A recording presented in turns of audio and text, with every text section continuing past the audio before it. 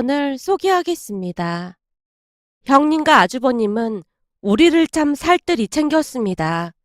물론 살아생전 남편도 아주버님 부부를 부모님 대신으로 생각하고 잘하긴 했어요.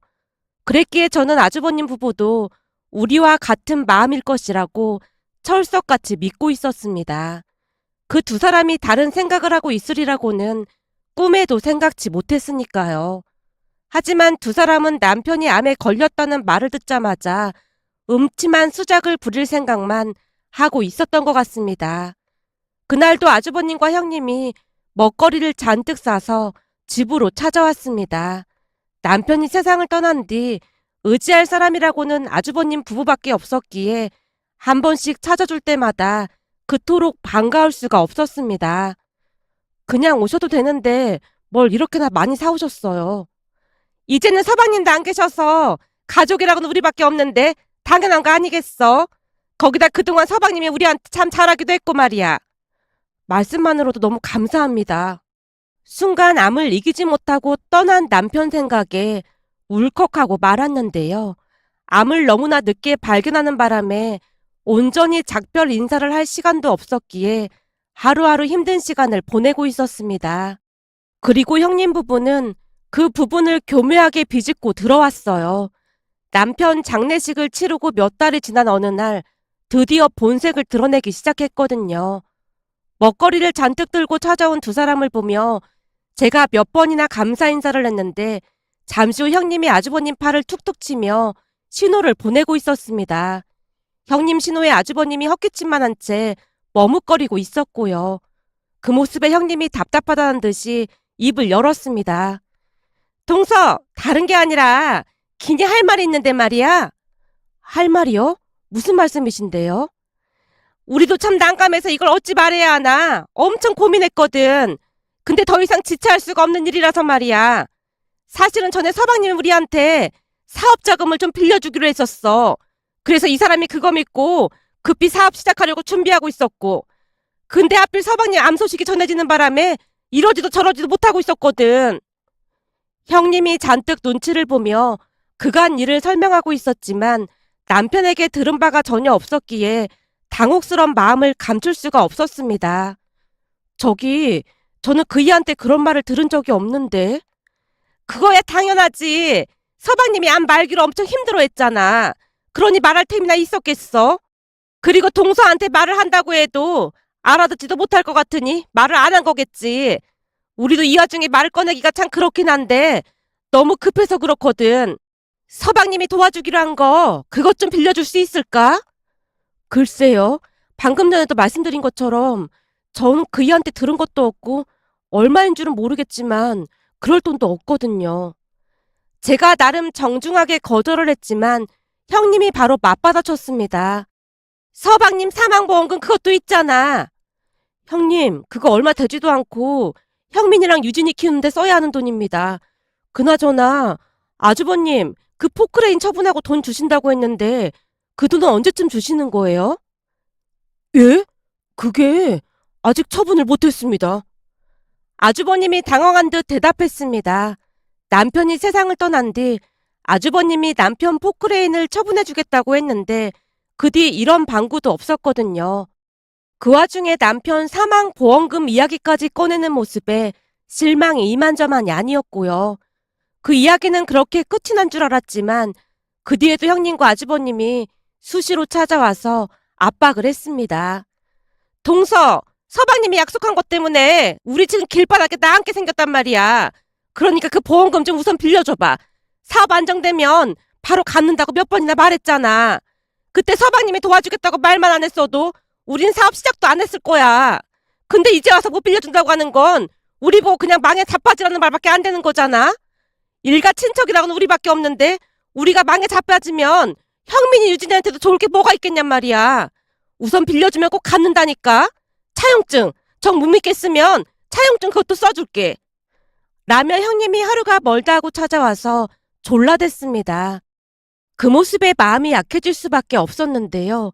그동안 남편이 시부모님 대신으로 생각하고 살던 사람들을 그냥 모른 척하기가 결코 쉽지 않았으니까요. 아무래도 갑작스런 남편의 부재로 인해 충격을 받은 터라 이성적인 생각을 하지 못했던 것 같습니다. 특히나 차용증까지 써주겠다며 호언 장담하는 모습에 철석같이 믿을 수밖에 없었어요. 동서, 그 포크랭크 금액도 차용증에 다 쓸 테니까 아무 걱정하지 마. 그럼 두 분 믿고 빌려드리는 거니까 꼭 갚으셔야 합니다. 그건 우리 형민이 유진이를 위해 써야 하는 돈이거든요. 당연하지. 설마 그런 돈을 우리가 떼먹기라도 할까봐 그래?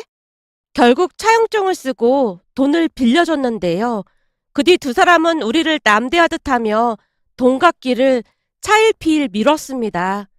그렇게 몇 년이 지나갔고 그러는 동안 두 사람은 집도 꽤 큰 집으로 옮기고 떵떵거리고 살고 있었지만 빌려간 돈을 갚을 생각은 전혀 없어 보였습니다.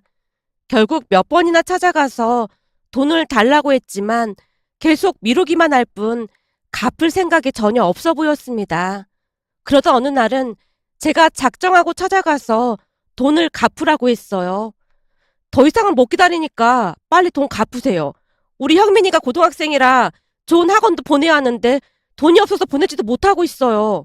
그러니까 당장 돈 갚으세요. 동서, 내가 듣자니까 형민이가 공부를 그렇게나 잘한다는데 학원은 무슨 학원을 보낸다고 난리야. 내가 돈 좀 줄 테니까 인터넷 강의나 좀 끊어주던지. 그건 내가 알아서 할 테니까 당장 돈이나 갚으세요.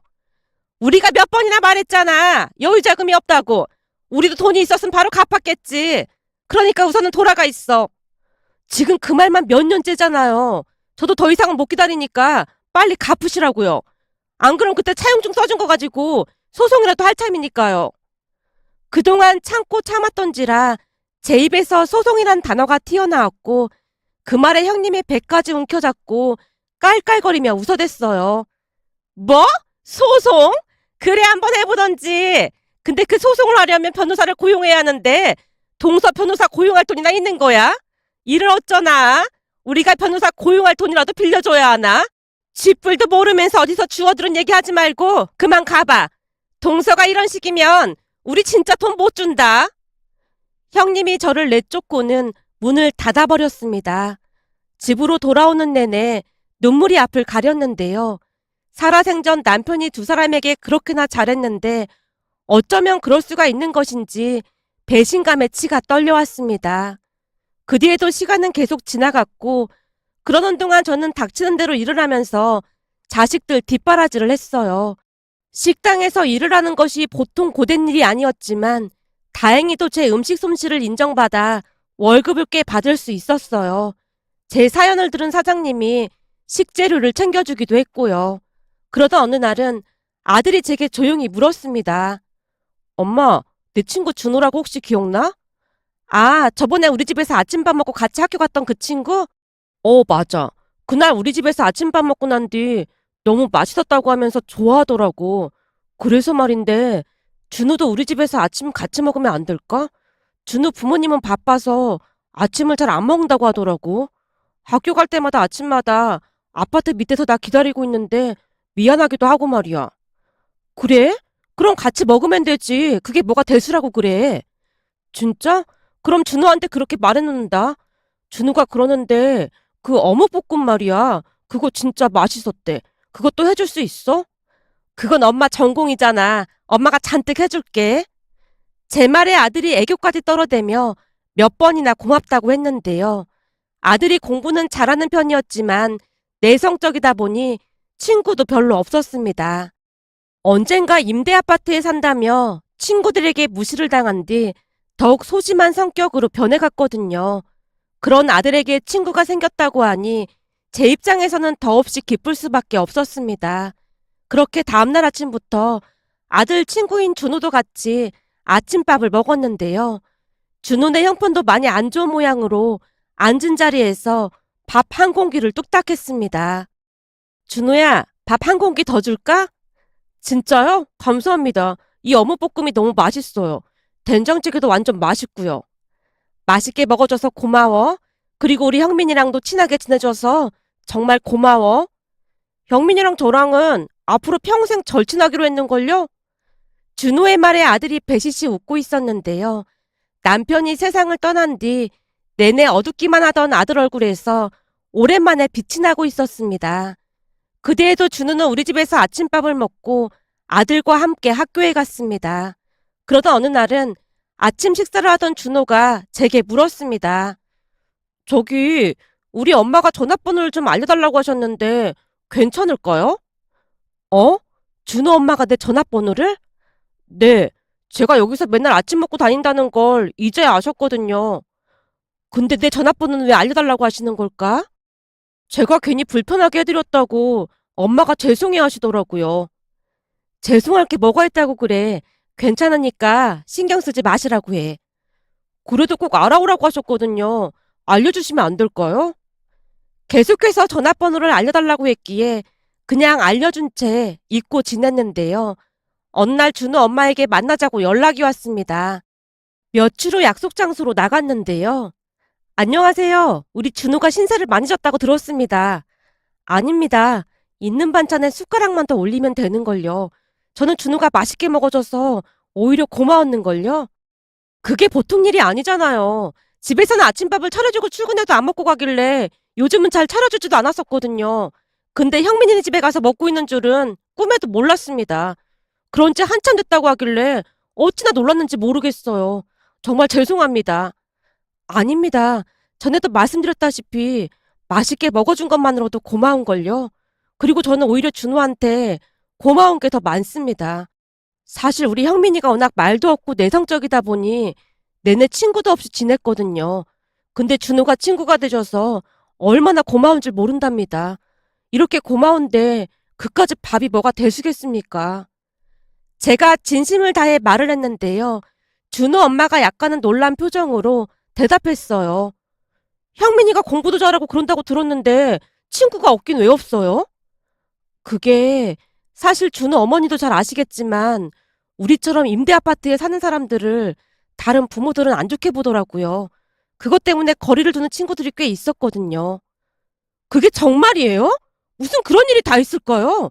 저는 처음 듣는 얘기라 많이 놀랐어요. 저기, 준호는 그런 일을 당한 적이 없었나 보네요. 네? 아, 우리 준호는 아직 한 번도 그런 일이 없긴 했네요. 준호 엄마가 많이 놀란 표정으로 당황한 기색이 역력해 보였는데요. 곧 준호 엄마가 다시 입을 열었습니다. 제가 이렇게 찾아온 이유는 우리 준호한테 들어보니까 그동안 준호 자전거를 같이 타고 다녔다고 하더라고요. 아, 네. 그렇잖아도 제가 자전거를 한 대 사주려고 했더니 우리 아들이 워낙 속이 깊어서 그런지 괜찮다고 해서 그냥 말았는데 곧 월급 받으면 하나 사줄까 합니다. 매달 조금씩 모았더니 얼추 모아졌더라고요. 벌써 한 대 사줬어야 했는데 남편도 없이 혼자 남매를 키우다 보니 보통 힘든 게 아니네요. 제가 쑥스러운 듯 배시시 웃었는데요. 순간 준호 엄마가 제게 뜻밖의 말을 꺼냈습니다. 그렇잖아도 제가 너무 감사해서 그 보답으로 우리 아들한테 형민이 자전거 하나 사주면 어떻겠냐고 했더니 형민이가 너무 과한 선물이라고 극구 거절했다고 하더라고요. 어쩜 그리도 예의가 바르던지 너무 예쁘더라고요. 아닙니다. 괜찮습니다. 우리 먹는 아침에 수저만 하나 더 올렸을 뿐인데 무슨 그런 선물까지 주신다고 그러세요. 너무 감사해서 그렇죠. 우리도 둘 다 일하느라 바쁘다 보니 밥만 챙겨놓고 나갔는데 이제 봤더니 가족들과 식사를 같이 하고 싶었던 게 아니었나 싶더라고요. 근데 우리는 매번 일찍 나가야 해서 그건 어려울 것 같기도 하고 우리 아들은 계속해서 형민이네 집에서 식사를 하겠다고 저러고 있어서 저도 너무 죄송해서 그럽니다. 그래서 말인데 형민이가 새 거는 너무 부담스럽다고 하는 것 같아서 우리 남편이 타던 자전거라도 주고 싶은데 그건 괜찮지 않을까요? 매번 아침 식사 얻어먹는데 그거에 비하면 타던 자전거는 아무것도 아닐 것 같은데요. 준호 엄마가 타던 자전거라는 말에 힘주어 부탁까지 하고 있었습니다.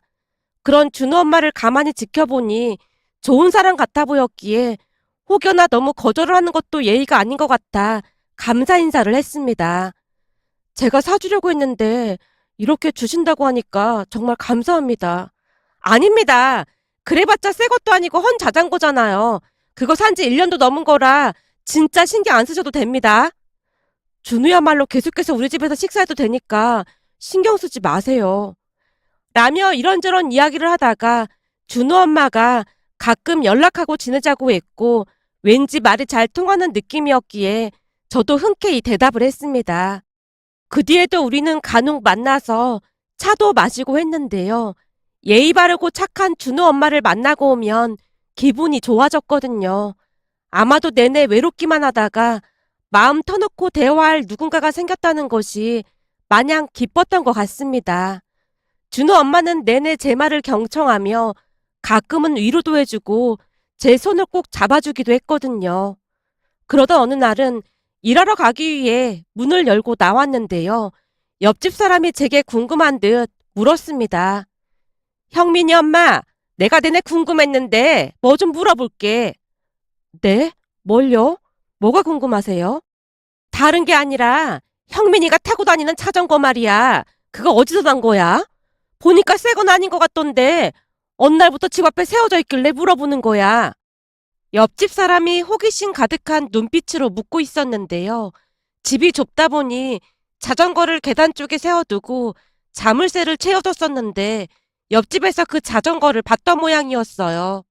순간 자전거를 묻고 있는 옆집 사람이 이상해 보이기까지 했는데요.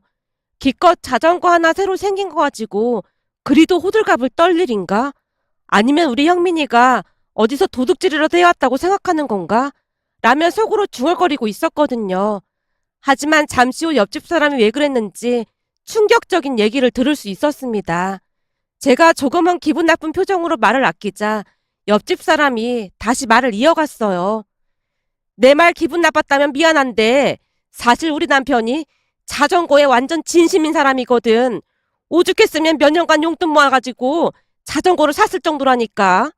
형민이 엄마도 우리 남편이 자전거 들고 올라오는 거 몇 번이나 봤을 거 아니야. 몇 번 보긴 했죠. 근데 저는 자전거에 대해서 잘 몰라서요. 그래. 우리 남편이 자전거에 완전 진심인 사람인데 형민이가 세워둔 자전거를 보더니 깜짝 놀라더라고. 놀라다니요? 왜 놀라요? 왜 놀라겠어? 그 형민이 자전거 말이야. 그거 엄청 비싼 자전거래.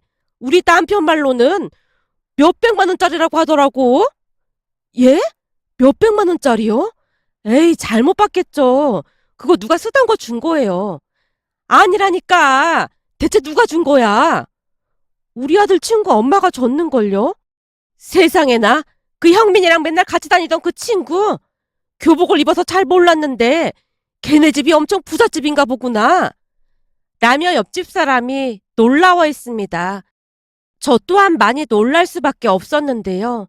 그냥 중고 자전거인 줄 알고 받았던 거였으니까요. 결국 제가 준호 엄마에게 전화로 자초지종을 물었습니다. 준호 엄마, 전에 우리 형민이한테 줬던 그 자전거 있잖아요. 예? 아, 그게 왜요?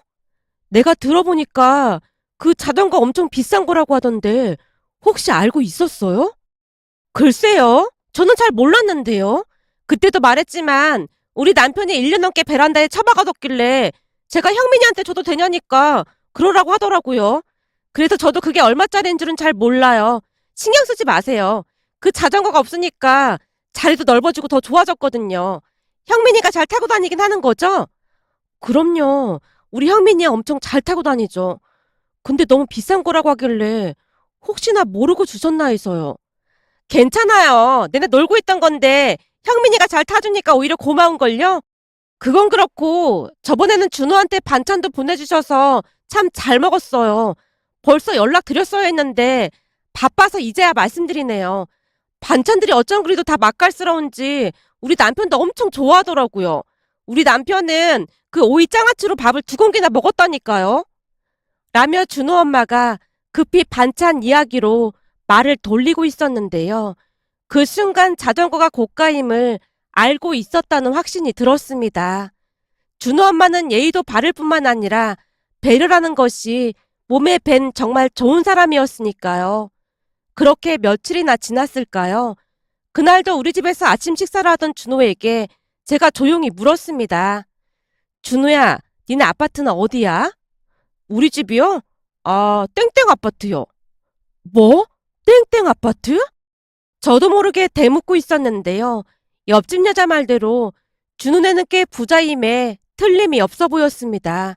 그 아파트는 엄청 비싼 브랜드 아파트로 유명한 아파트였거든요.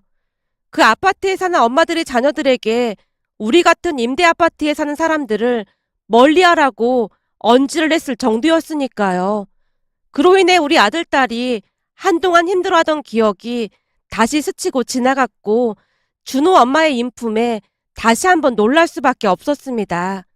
몇 번이나 만나는 동안 임대 아파트에 산다고 색안경을 끼고 바라본 적이 단 한 번도 없었으니까요. 그 뒤에도 준호 엄마를 몇 번 더 만났지만 전혀 내색하지도 않았고 제게 오히려 감사하다는 말만을 했습니다. 자식이 내 맘같이 안 되더라고요. 사실 준우가 공부도 안 하고 내내 그래서 고민이 많았는데 형민이를 만나고 난 뒤 공부도 열심히 하고 많이 안정적으로 바뀌었어요. 얼마 전에 본 시험에서는 상위권으로 올라갔더라고요. 그래서 물어보니까 형민이랑 같이 공부하다 보니 올랐다고 하더라고요. 아닙니다. 제가 오히려 감사하죠. 형민이한테 듣기로는 준우랑 같이 인강을 듣는다고 하던데 그 인강이 꽤 비싼 인강이라고 들었습니다. 책도 따로 사주셨다고 들었고요. 제가 미안한 듯 감사한 마음을 전했는데요. 우리 준호 성적이 엄청 올랐는데 제가 오히려 감사하죠. 그리고 우리 준호가 다 알아보고 결제한 거라 전 잘 알지도 못하는걸요. 둘이 알아서 하는데 우린 그냥 상관하지 말자고요. 준호 엄마가 활짝 웃고 있었는데요. 마음 씀씀이에 얼마나 큰 감동을 받았는지 모르겠습니다. 그렇게 시간이 지나 형민이와 준호가 대학 시험을 받고 둘 다 같은 대학 약대에 합격을 했습니다. 그 말에 준호 엄마가 기뻐서 펄쩍펄쩍 뛰었습니다. 세상에, 우리 준호가 대학도 못 갈 줄 알았는데 서울에 있는 대학, 그것도 약대라니요. 기적이에요, 기적. 준호가 열심히 해서 가능했던 거죠. 아닙니다. 형민이가 없었다면 절대 불가능했겠죠. 그래서 말인데 둘 다 서울에서 생활해야 하는데 형민이는 어떻게 할 생각이세요? 글쎄요. 등록금도 그렇고 참 고민이 이만저만이 아니네요. 우리 형민이는 바로 아르바이트도 시작했거든요. 저게 그래서 말인데요. 어차피 준호도 자취를 해야 하니까 둘이 같이 한 집에 머물게 하면 어떨까 싶어서요. 서로 모르는 사이도 아니고 괜찮을 것 같아서요. 그럼 저희가 조금이라도 월세를 좀 보태도록 할게요. 제가 미안한 듯 말을 꺼냈는데요. 그리고 이런 말을 어떻게 꺼내야 할지 고민을 좀 했는데요. 그 형민이 등록금을 우리가 좀 보태주면 어떨까 싶거든요. 네? 형민이 등록금을요? 제가 듣자 하니까 벌써부터 아르바이트를 2개씩이나 한다고 하더라고요.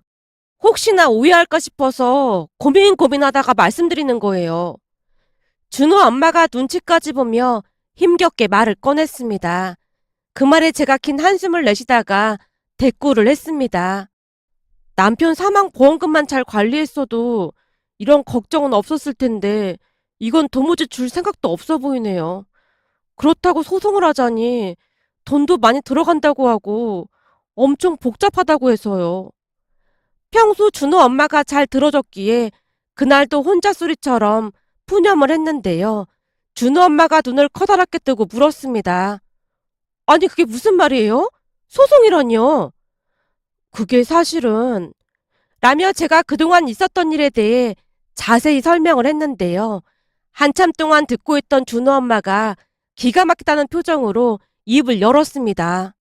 그게 정말이에요? 그러니까 형민이 큰아빠 부부가 사망보험금이랑을 전부 빌려갔다가 안 주고 있단 말인 거예요? 남편 살아생전에 두 사람을 부모님처럼 따르기도 했고 남편이 빌려주기로 했다면서 차용증까지 써주겠다고 해서 큰 의심도 하지 않고 빌려준 게 이 모양이 됐지 뭡니까. 아무래도 제가 아무것도 모르기도 하고 마음이 약하다는 걸 알고 그런 것 같아요. 가족이란 사람들이 어쩜 그럴 수가 있는 건지 억울해서 참을 수가 없어요. 그럼 차용증은 가지고 있는 거죠? 당연하죠. 근데 그 차용증이 무슨 소용이 있겠어요. 변호사를 고용하려면 돈도 많이 들어가기도 하고 거기다 형민이한테는 큰엄마 큰아빠인데 고소까지 하려니까 영 마음이 안 좋더라고요.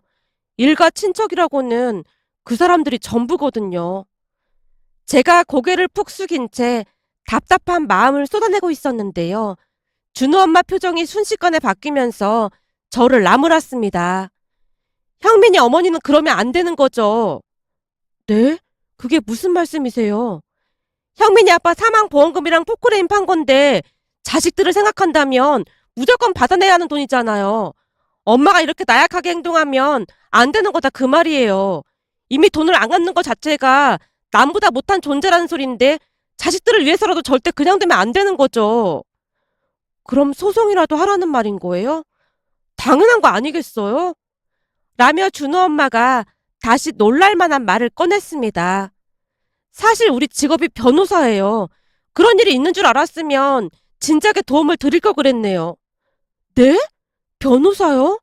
그러니까 준호 엄마 아버지가 변호사란 말이에요? 그동안은 그런 말을 못 들어서 굳이 말하고 다닐 이유도 없었잖아요. 사실 우리가 변호사라고 하면 다들 쫓아와서 이것저것 물어보는 사람들이 너무 많다 보니까 언제부턴가는 그냥 회사 다닌다고 하는 게 편하더라고요. 근데 형민이 엄마랑 제 사이가 그런 사이가 아니잖아요. 그러니까 무조건 소송해서 돈 받아내자고요.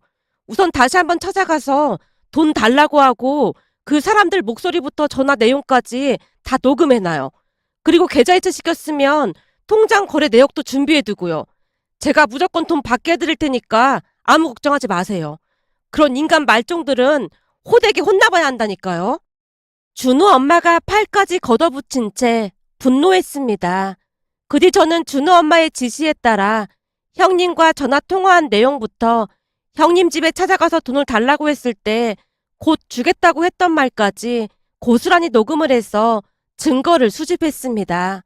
그렇게 얼마 뒤 우리는 형님 부부에게 내용 증명서를 보냈고 형님 부부가 혼비백산한 채 쫓아왔지만 준호 엄마가 시킨 대로 바쁘다고 돌려보내놓고는 약속 날짜를 잡았어요.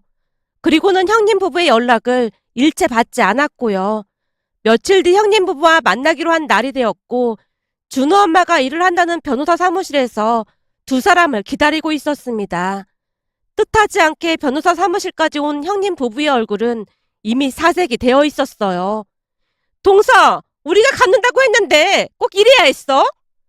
형님, 벌써 몇 년 전부터 같은 말만 하고 있잖아요. 우리 아들이 이번에 서울에 있는 약대에 붙었어요. 그동안도 힘들게 살았는데 공부라도 맘 편하게 해주고 싶어요. 그러니까 빌려간 돈 당장 갚으세요. 우리는 돈도 없어서 고생고생하면서 살았는데 알고 보니 형님네는 집도 하나 더 샀더라고요.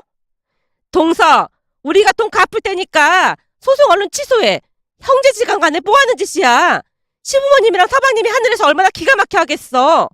형님이 또다시 가족을 들먹이며 감정에 호소하고 있었어요. 그 모습이 가증스럽기까지 했습니다. 가족이라면서 어떻게 그런 짓을 할 수가 있겠습니까? 제가 두 사람을 노려보며 한 소리 하려고 하던 찰나에 준호 엄마가 싸늘한 목소리로 두 사람에게 말했습니다. 감정에 호소하는 말은 삼가해 주시고 법대로 하겠습니다.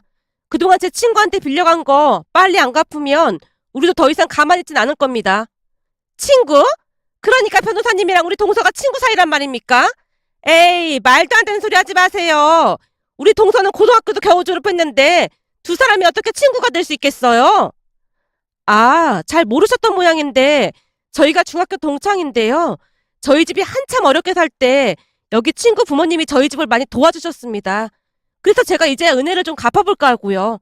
빨리 돈 안 돌려주시면 바로 소송 들어갈 거니까 준비 좀 하셔야 할 겁니다.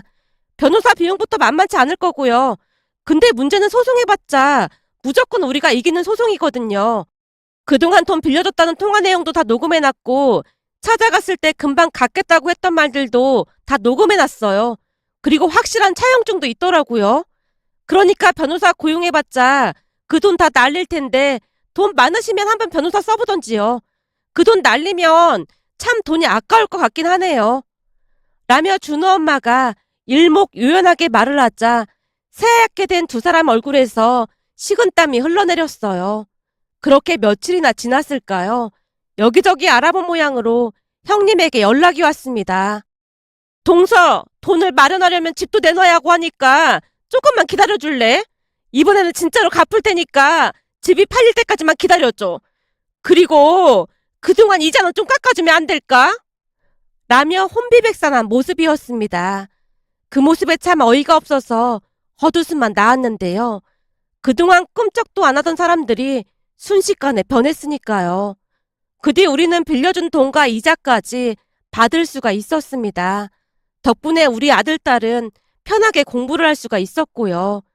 그리고 형님 부부는 집을 팔고 월세로 들어갔다고 했는데요. 우리 돈 빼놓고는 모은 돈도 얼마 없었던 모양이었어요. 가끔 전화가 와서 돈 좀 빌려주면 안 되겠냐는 말을 했기에 전화번호를 차단한 채 없는 사람 취급하고 살고 있습니다. 그리고 아들과 준호는 대학을 졸업한 뒤 약국을 개업해서 아주 잘 지내고 있답니다. 이런 인연이 또 있을까 싶어 참 놀랍기만 했는데요. 그 뒤 더욱 놀라운 일이 있었답니다. 준호 엄마가 찾아와서 제게 놀라운 말을 꺼냈거든요. 저기, 우리 인연이 진짜 보통 인연이 아닌가 봐요. 그렇긴 하죠. 우리 인연이 진짜 보통 인연이 아니긴 하죠. 지나간 일들을 생각하며 제가 빙긋 웃고 있었는데요. 그 순간 준호 엄마 입에서 놀랄 만한 말이 새어나왔습니다. 제 말은 그런 말이 아니라 우리가 곧 사돈이 될 거라는 말이에요. 네? 사돈이라니요? 나도 어제 들었는데 형민이 동생 유진이가 준호랑 벌써부터 사귀고 있었더라고요. 유진이가 대학 졸업하고 약국일 도와준다고 눌러 앉았었잖아요. 그때부터 우리 준호랑 둘이 좋아졌다네요. 아니, 그때가 언젠데 그럼 지금까지 계속 숨기고 있었단 말이에요? 그렇다네요. 더 웃긴 건 형민이도 모르고 있다가 몇 달 전에 알았다네요. 라며 준호 엄마가 큰 소리로 웃고 있다가는 다시 말을 이어갔습니다. 우리는 유진이라면 대찬성인데 유진이 엄마는 어때요? 그러니까 우리 준호가 사익감으로 어떻냐고요. 준호라고 하면 저야말로 그냥 다 찬성이죠. 세상에 준호 같은 사람이 어딨다고요. 그럼 최대한 빨리 결혼시키죠. 아무리 생각해봐도 우리 인연이 보통 인연이 아닌가 봅니다. 우리 앞으로도 좋은 사돈으로 잘 지내봐요.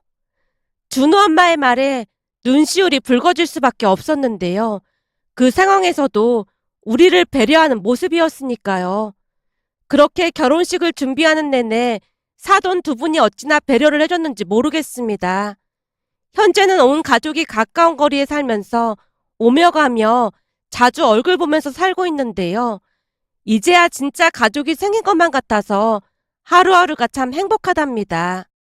며칠 전 딸의 임신 소식에 가족 모두가 손까지 맞잡고 기쁨을 만끽하다가 예전 일들이 떠올라 이렇게 글 남겨봅니다. 앞으로도 우리 가족에게 행복한 일들만 가득했으면 좋겠습니다. 오늘의 사연은 여기까지였습니다. 즐겁게 보셨다면 구독, 좋아요 부탁드립니다. 고맙습니다.